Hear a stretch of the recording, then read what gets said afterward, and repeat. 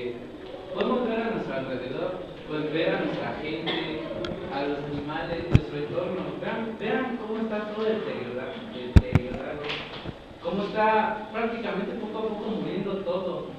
Y si nos esforzamos un poco, podemos emitir esa fuerza para lograr algo más.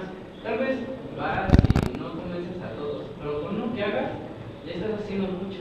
Porque ese alguien puede igual hacer su chamba. Y porque igual, irlo emitiendo, y hay otra persona que le haga caso. Y así vamos a formar una cadena importante para resaltar a nuestro país, a nuestra gente, a nuestro entorno, porque todos somos uno. Si uno cae, caemos todos. Solo es cuestión de tiempo. ¿Algún comentario más? Bueno, sí. Bueno, pues así como dice el maestro, ¿no? El hecho de estar aquí es porque en sí nosotros sí queremos pues cambiar algunas cosas, algunas formas de vida. Aquí, por ejemplo, lo que yo estoy aprendiendo, pues a ver cosas de diferente manera, a valorar más todo nuestro entorno, ese mismo como decía el compañero, pues a sembrar la semillita para que en un futuro nuestros seres queridos, principalmente la gente que está a nuestro alrededor, pues pueda recibir una cosecha de todo eso que nosotros vamos a llevar. Entonces, ¿no hay otro comentario? Nada más otra pregunta. Más, es una duda.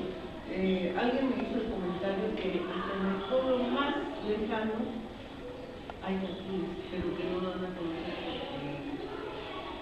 Sí, la idea de que se los van a reconocer, pero que en todos los pueblos hay jardines, pero están muy en secreto, que la mayoría de la gente de ese pueblo no lo sabe, solamente son 4 o 5 familias y los tienen muy en secreto. No sé si es verdad. Sí, bueno, hay muchas personas que siguen haciendo parte de lo que es la tradición y el trabajo muy fuerte.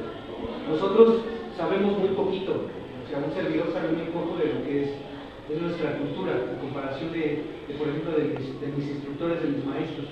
Yo únicamente lo poquito que sé, pues lo trato de transmitir, lo valoro mucho y lo quiero mucho, pero en diferentes comunidades hay personas que hacen trabajos muy fuertes y que están luchando por sus comunidades, por vivir mejor. Y pues quisiera despedirme nada más diciéndoles que no estamos haciendo un proselitismo. Yo sí los invito a trabajar, pero hay que trabajar en uno, no tratar de decir a mi vecino o a mi hermano, a mi mamá, vente, vamos a aprender náhuatl, vente, vamos a danzar. Yo creo que si están viendo cambios en nosotros, que antes a lo mejor dejábamos la llave abierta del agua y ahorita ya no, tratamos con respeto a una planta, le hablamos con cariño a un animal, la gente que está en nuestro entorno nos va a ver, nos va a decir, oye, ¿qué te pasa? Entonces, pues mira, estoy aprendiendo esto, pero hasta que ellos vean ese cambio en nosotros. O sea, nosotros tenemos que ser portadores, pero que la gente vea el cambio en nosotros. No podemos andar predicando o haciendo proselitismo, vengan, o sea, no, o sea, tenemos que generar ese cambio en nosotros. Tenemos que ser congruentes, tenemos que ser disciplinados para lograr realmente un cambio. Entonces, y en todos no necesitamos ser nada más que ser seres humanos completos. O sea, lo que es ser un ser humano, apoyarnos, unirnos, y es por eso parte de lo que hacen muchos calculis en referencia al nuestro. Tratamos de hacer un petate, un tejido, para que si alguien necesita ayuda, pues ese tejido es fuerte y nos vamos a apoyar entre todos. Que a veces vamos por la calle y vemos que a alguien le pasa un accidente, lo están asaltando o tiene que pagar para que le hagan X cosa, y la idea de unirnos, no tanto de compartir el náhuatl y la danza, sino echarnos la mano, o sea, hacer ese petate y de ser más hermanos. Ahorita estamos muy separados, a veces ya no nos saludamos, no nos damos la mano, entonces no le cedemos el lugar a las personas mayores, muchas cosas que hacemos que está mal.